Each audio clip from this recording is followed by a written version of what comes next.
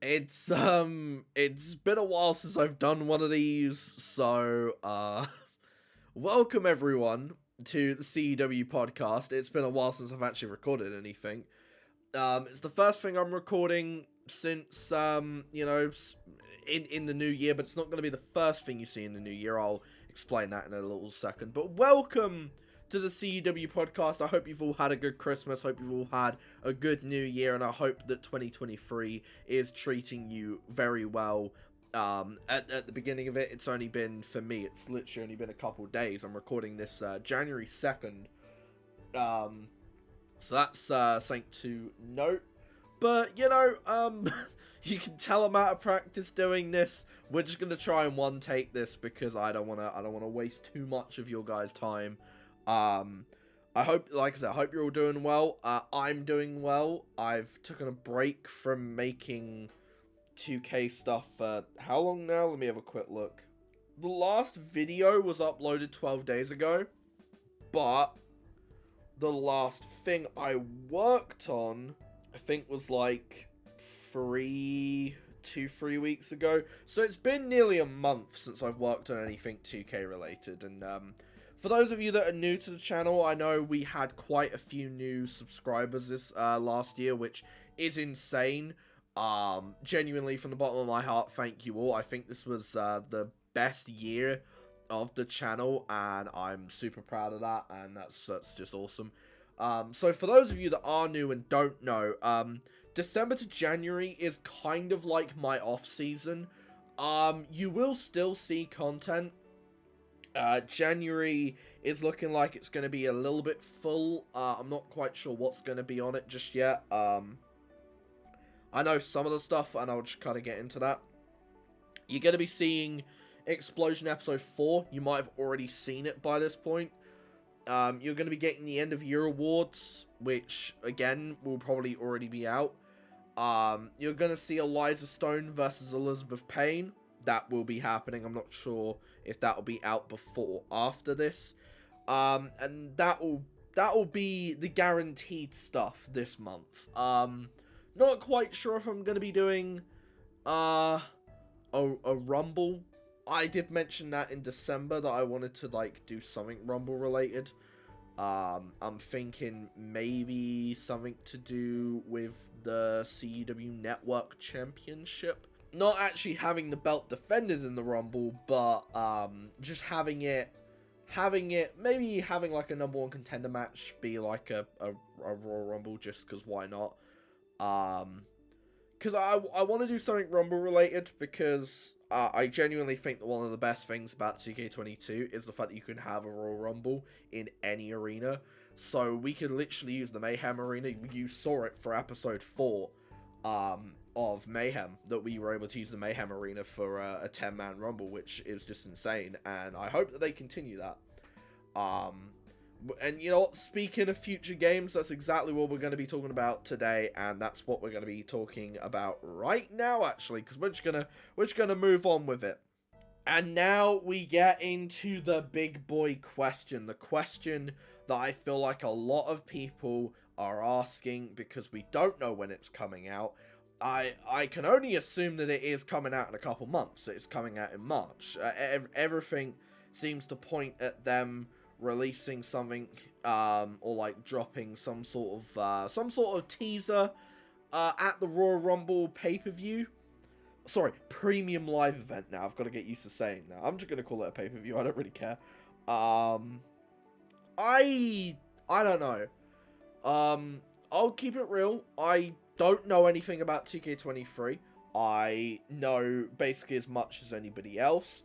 I have seen that someone has supposedly leaked stuff on Twitter. I don't buy it. I don't buy it for a second. A lot of the stuff does not make sense. From what we saw in 22, things don't make sense. So I'm not going to talk about the leaks.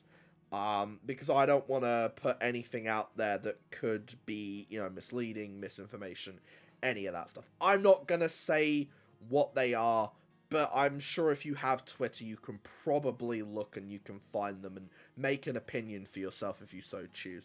But that's not we're not here to talk about whether or not the promotion will be good or what's actually going to be in the game, kind of. We're here to talk about whether or not 2K23 will actually be a good game. Because I'm going to say it now. 2K22 is okay. At best, it's okay. It's not brilliant. It's not great. It runs like 2K20.2.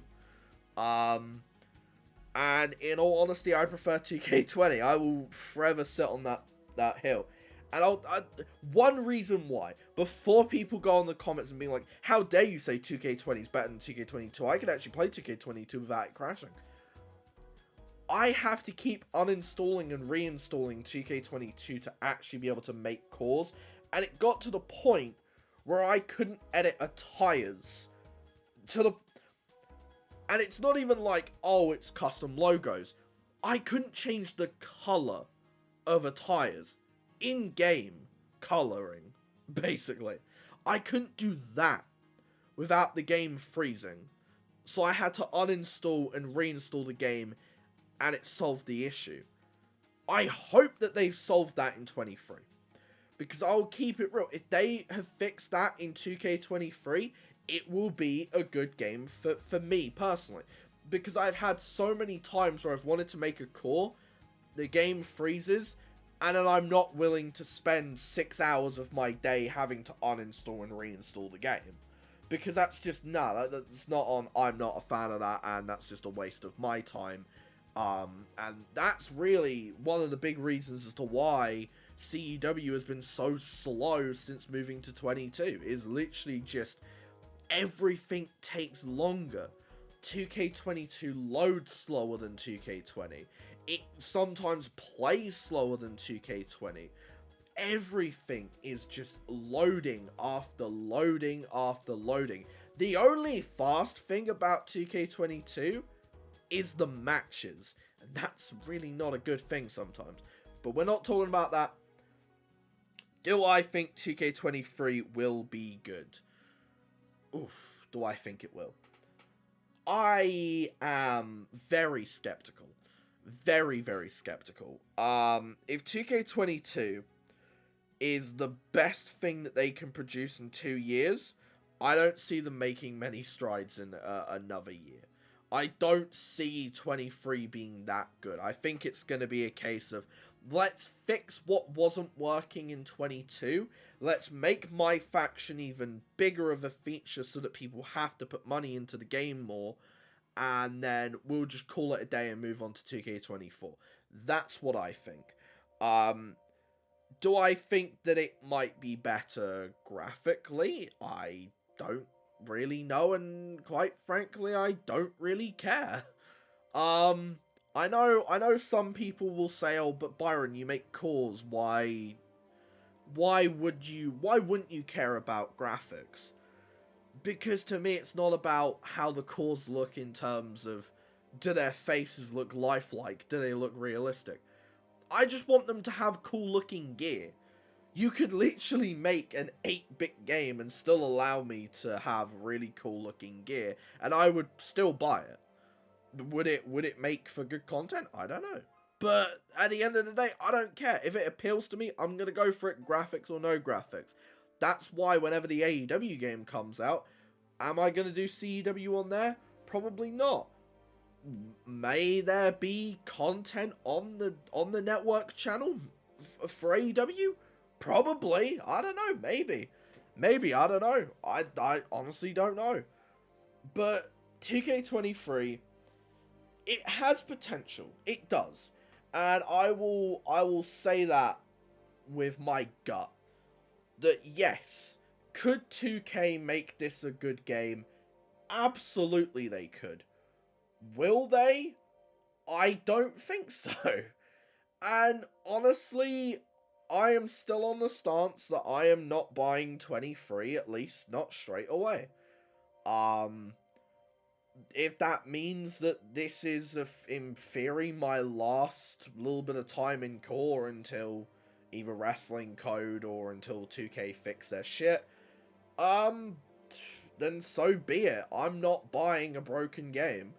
I've done it way too many times. I've done it with 19, because 19 was broken at the beginning of its life cycle. Never forget that. We couldn't even do TLC matches.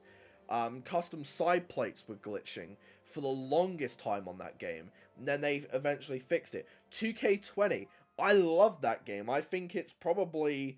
It's better than 22, but it still comes with its issues. 2K22 is plagued with issues. So 23 doesn't fill me with a lot of confidence.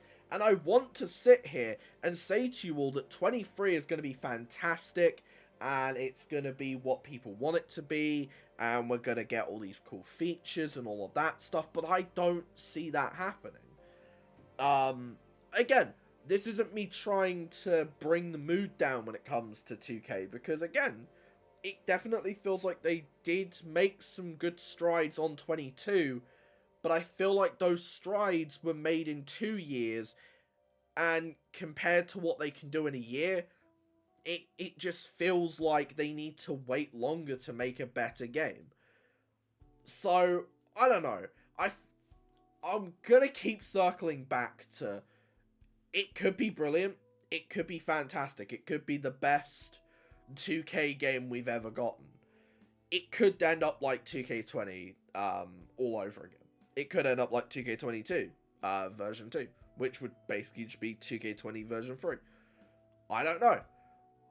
But I'm skeptical, and I'd love to hear your opinions in the comments, because I am in a bubble, and a lot of my friends, a lot of my peeps, kind of agree with me that 2K23 is going to be an game. So I want to hear some different opinions, or just if you share the same sentiment as me, I want to hear it. Are you optimistic for 23?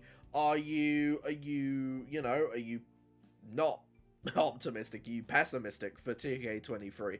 I want to know. I want to know your opinions, because again, listening to other people's opinions is how you get a bigger picture. Because I'm just a guy that sits there, I make calls, I play the game in a way where I guess you could argue it's not really meant to be played sometimes, because of how, like, I set up segments and all that good stuff. So maybe I'm in the minority of people who really isn't looking forward to this game. Maybe everybody else is absolutely looking forward to it. Like I said, let me know in the comments. Opinions are the spice of life, and that's what helps us figure everything out. So that's that. But now that we've gotten all of that out of the way, I have a big announcement. I said that this was something I wanted to do in 2023, and I've had it ready since I released the podcast, and now it is time to announce it. So, let me just hit it. Yep, welcome to Core Talk, and this is arguably the biggest Core Talk that we're ever going to do. After this is uploaded, I'm probably going to give it like an hour or so, and then I'm going to announce this on Twitter and also on the community tab. So, if you've come here from the community tab, welcome. And if you've seen this on Twitter already, then listen, because there's going to be a bit more detail here. So I said last year that I wanted to do an all-women's pay-per-view, or super show. I wanted to give the women's division their own show, because I have been so focused on rebuilding the CEW women's division for the past, I'd argue for the past year. I have been really trying to focus on that, and I really enjoy it. I've made some of my best calls, and some of the most well-rounded calls from the women's division. Christine Rosario, Sky Simmons, Mayu Shigata, Elizabeth Payne, Madison Ace, you've got Cheyenne, you've got Amy Sutton, the list goes on and on and on, Controller Tav, all of the Violent Regime, all of these characters, and, maybe some aren't exactly, being used perfectly. That just happens with wrestling, and I will continue to say that. But, here we go, here's the announcement. So the all-women's pay-per-view will be called CEW Infamous. It is going to feature at least, because at this point, I've at least planned this out, 5 matches. At least 5. I'm thinking maybe 6. I'm not sure. 6 or 7.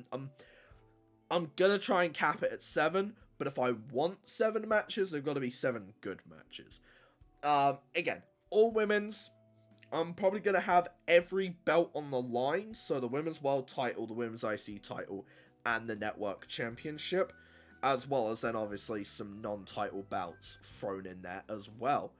When is this going to be out? Like I said last time, I think the aim is to have this show out in between Fight Forever and Invictus.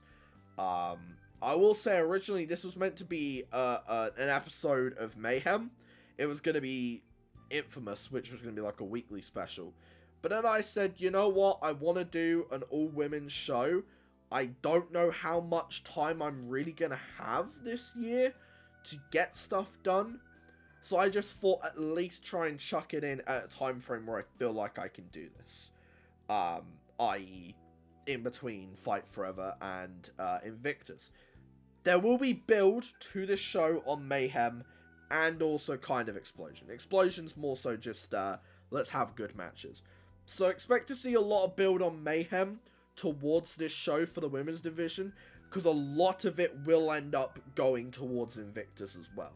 So that's also something to keep an eye on. Everything that happens on Infamous is gonna have some sort of impact on what happens going forward and going into the Invictus pay-per-view. I'm super excited for this, kind of nervous as well, because this is a true test of the women's division within CEW. I'm not gonna sit here and say, yeah, there's brilliant women around the world, but can they wrestle the CEW style? No, I'm not gonna do that. I'm not Billy Corgan, I'm not NWA. I'm simply saying, can I create a myriad of good women's stories that will make people tune in to Infamous?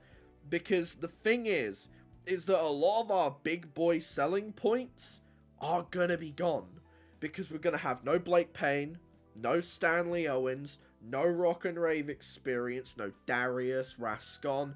We're gonna have a lot of people who do generate quite a lot of buzz, and people will come and see. We're not gonna have them.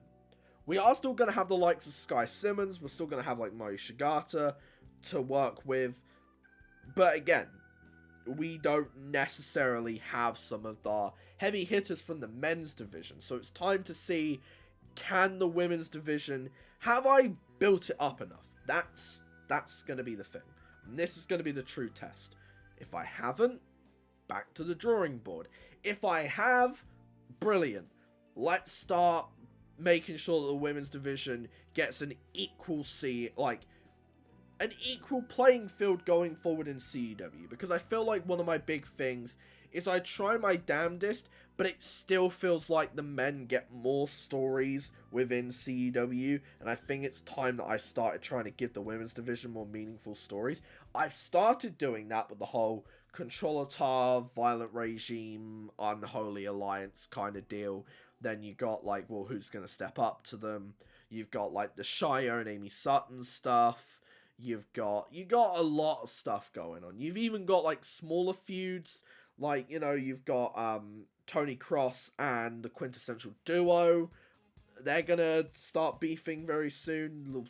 I guess that's technically a spoiler alert, but oh well. We saw it on Explosion, and you know, I feel like we are slowly building to some good things for the women's division. I'm gonna stop rambling. And I'm going to end the podcast now. So, I don't know. I might just for the first time ever, we're going to switch back to the end.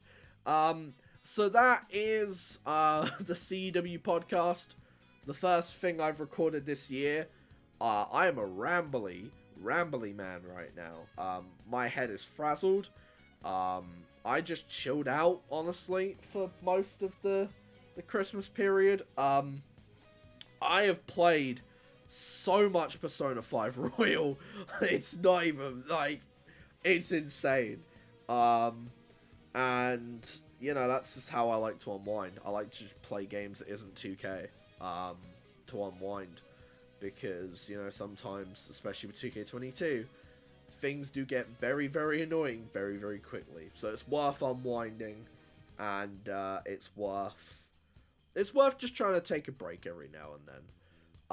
Which I feel like is going to be the theme of this year, is that I said it at the end of last year, and I'm going to reiterate it again. When things are done, they are done. There's no more rushing. There's no more pestering people to try and get things done. When it is done, it is done. So yeah, that's it. That's the podcast. I've been Byron. I don't know what you've already seen and what you haven't seen this at the beginning of the year. So I'm just gonna say thank you all for watching the podcast, and I will see you all next time.